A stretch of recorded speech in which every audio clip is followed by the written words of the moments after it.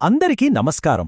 మన దేశం గురించి ఆలోచిస్తే ఎన్నో భాషలు, రకరకాల సంస్కృతులు, ఒక్కో రాష్ట్రానికి ఒక్కో ప్రత్యేకత, అబ్బో ఎన్ని వైవిధ్యాలు!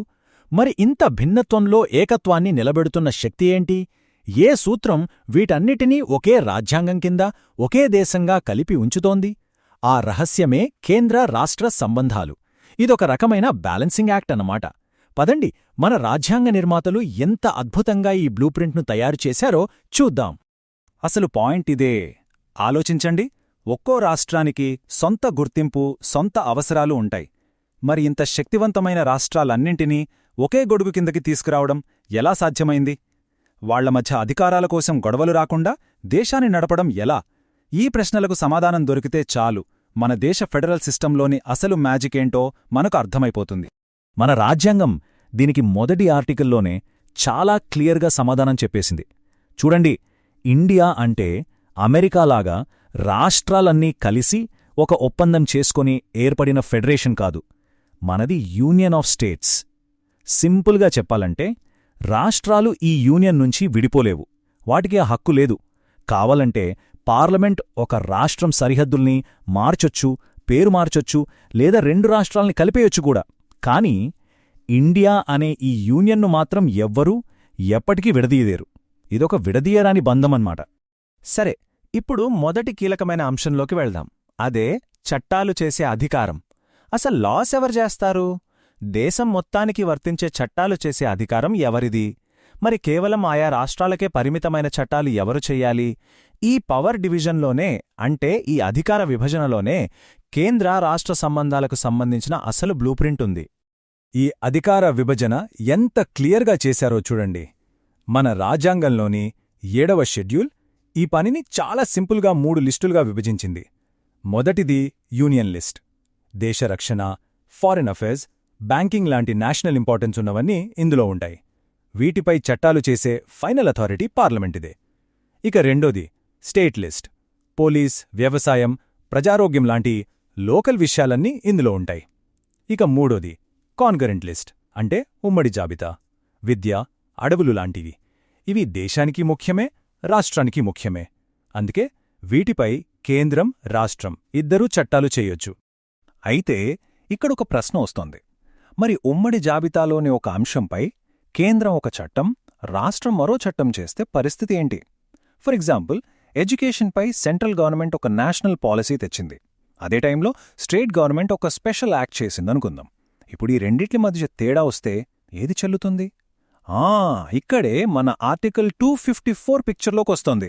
దీన్నే డాక్ట్రిన్ ఆఫ్ రిపగ్నెన్సీ అంటారు. దీని ప్రకారం పార్లమెంట్ చేసిన చట్టానికే పైచేయి ఉంటుంది.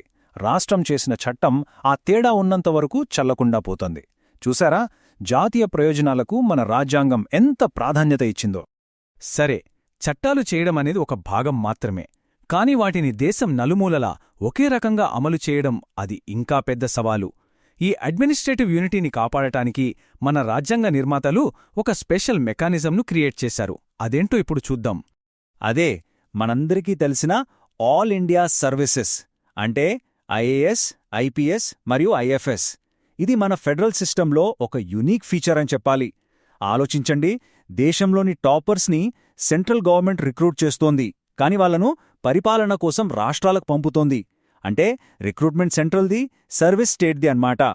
ఈ సిస్టమ్నే డ్యూయల్ కంట్రోల్ అని పిలుస్తారు. అంటే ఈ ఆఫీసర్లు ఫీల్డ్ లెవెల్లో పనిచేస్తున్నప్పుడు స్టేట్ గవర్నమెంట్కి రిపోర్ట్ చేస్తారు, కానీ వాళ్ల service rules, promotions, disciplinary action లాంటి మేజర్ విషయాలపై ఫైనల్ కంట్రోల్ మాత్రం సెంట్రల్ గవర్నమెంట్దే. దీనివల్ల లాభమేంటంటే వాళ్ళు లోకల్ పొలిటికల్ ప్రెషర్స్కి లొంగకుండా ఒక నేషనల్ పర్స్పెక్టివ్తో పనిచేయగలుగుతారు. ఒక రకంగా చెప్పాలంటే వీళ్ళు సెంట్రల్ గవర్నమెంట్ పాలసీస్కి స్టేట్ లెవెల్ ఇంప్లిమెంటేషన్కి మధ్య ఒక బ్రిడ్జ్ లాంటి వాళ్ళు. సరే, లెజిస్లేటివ్, అడ్మినిస్ట్రేటివ్ పవర్స్ గురించి చూశాం. అంతా బాగానే ఉంది.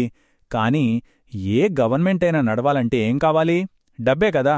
మరి దేశం యొక్క ఆర్థిక వనరుల్ని కేంద్రం, రాష్ట్రాలు ఎలా పంచుకుంటాయి? ఇది చాలా కాంప్లికేటెడ్ విషయం అండ్ తరచుగా గొడవల కూడా కారణమవుతుంది. పదండి, ఇప్పుడు ఆ ఫినాన్షియల్ ఫ్లోని ఫాలో అవుదాం. ఈ ఫైనాన్షియల్ ఫ్లోను మనం ఒక 4 స్టెప్స్గా అర్థం చేసుకోవచ్చు. Step 1, tax powers division. ఏ పన్నులు ఎవరు వెయ్యాలనేది రాజ్యాంగం క్లియర్గా డివైడ్ చేసింది. Step 2, revenue sharing. Income tax లాంటి పనుల ద్వారా వచ్చిన డబ్బుని ఫైనాన్స్ కమిషన్ చెప్పినట్టుగా కేంద్రం రాష్ట్రాల మధ్య పంచుకుంటారు. Step 3 grants. ఆర్థికంగా కాస్త వెనకబడిన రాష్ట్రాలకు కేంద్రం ప్రత్యేకంగా గ్రాంట్స్ ఇస్తుంది. ఇక last and most important step 4 అప్పులు చేయడం. సెంట్రల్ గవర్నమెంట్ ఎంతైనా అప్పు చేయొచ్చు, కానీ స్టేట్స్ అప్పు చేయాలంటే మాత్రం బోల్డ్ ఆంక్షలుంటాయి. సో ఈ ఫైనాన్షియల్ స్ట్రక్చర్లో ఒక ఇన్బిల్ట్ ఇంబ్యాలెన్స్ ఉంది. ఎందుకంటే ఎడ్యుకేషన్, హెల్త్ లాంటి ప్రజలకు నేరుగా సేవలందించే ఖర్చుల భారమంతా రాష్ట్రాలపైనే ఎక్కువగా పడుతుంది. కానీ డబ్బు సంపాదించే మార్గాలు మాత్రం కేంద్రం చేతిలో ఎక్కువగా ఉంటాయి.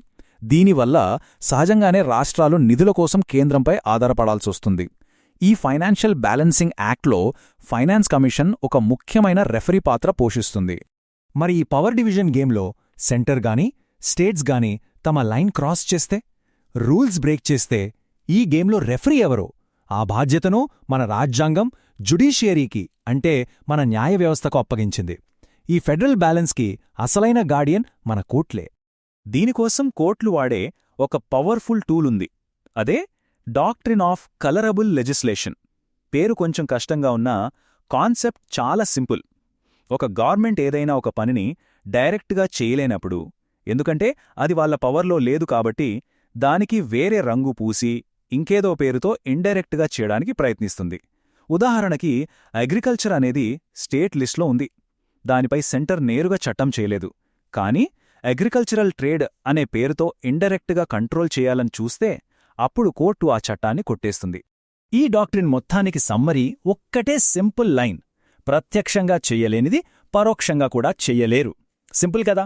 రాజ్యాంగం గీసిన ఆ లక్ష్మణ రేఖను ఎవరూ దాటకుండా మన జ్యుడిషియరీ ఈ సూత్రంతో కాపలా కాస్తుందన్నమాట. ఇది చాలా చాలా కీలకమైన ప్రొవిజన్. ఆర్టికల్ 31 ప్రకారం సెంటర్కి స్టేట్కి మధ్య ఏమన్నా గొడవలొస్తే వాటిని విచారించే ఎక్స్క్లూజివ్ ఒరిజినల్ జ్యూరిస్డిక్షన్ కేవలం సుప్రీంకోర్టుకు మాత్రమే ఉంది. దాని అర్థమేంటంటే ఈ గొడవలపై తీర్పు చెప్పే ఫైనల్ అథారిటీ సుప్రీంకోర్టుదే. వాళ్లు చెప్పిందే ఫైనల్. అందుకే మన ఫెడరల్ సిస్టంలో సుప్రీంకోర్టును అల్టిమేట్ ఆర్బిటర్ లేదా అంతిమ మధ్యవర్తి అంటారు. సరే, ఇంతా చర్చించుకున్న తర్వాత ఒక ఆలోచింపజేసే ప్రశ్నతో దీన్ని ముగిద్దాం. మన రాజ్యాంగం ఏర్పాటు చేసిన ఈ సెంటర్ స్టేట్ బ్యాలెన్స్ అనేది ఒకసారి రాసిపెట్టి ఇంక ఎప్పటికీ మార్చలేనిదా, లేక మారుతున్న రాజకీయ ఆర్థిక పరిస్థితులను బట్టి ఇది ఎప్పటికప్పుడు మారుతూ కొత్తగా చర్చకు వస్తూ ఉంటుందా? ఈ ప్రశ్నకు మనం కనుగొనే సమాధానంలోనే మన దేశ ఫెడరల్ స్ట్రక్చర్ యొక్క భవిష్యత్తు ఆధారపడి ఉంది. ఆలోచించండి.